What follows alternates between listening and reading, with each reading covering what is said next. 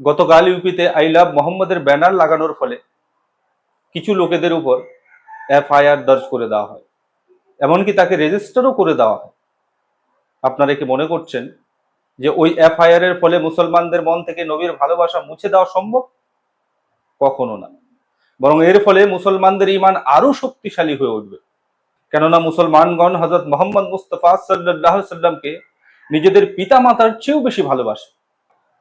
তিনি সেই নবী ছিলেন যাকে আল্লাহ তাআলা গোটা বিশ্বের জন্য রহমত স্বরূপ পাঠিয়েছিলেন, যার সম্বন্ধে স্বয়ং আল্লাহ তাআলা পর্যন্ত বলে দিয়েছে যে লাউলাকা লামা খালাকতুল আফলাক, অর্থাৎ হে মোহাম্মদ মুস্তাফা সাল্লাল্লাহু আলাইহি ওয়াসাল্লাম, যদি তোমাকে সৃষ্টি না করতাম তাহলে এই বিশ্বকেও সৃষ্টি করতাম না।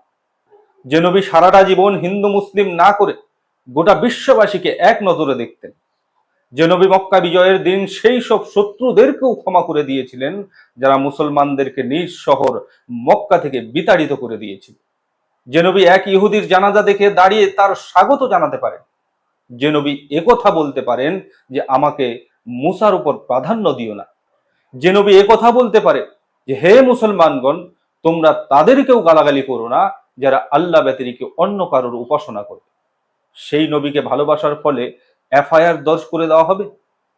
যদি হযরত মুহাম্মদ মুস্তাফা সাল্লাল্লাহু আলাইহি সাল্লামের সাথে ভালোবাসা অপরাধ হয়ে থাকে, তাহলে এই ধরনের হাজার কেন লক্ষ লক্ষ অপরাধ করাকে আমরা ধন্য বলে মনে করি।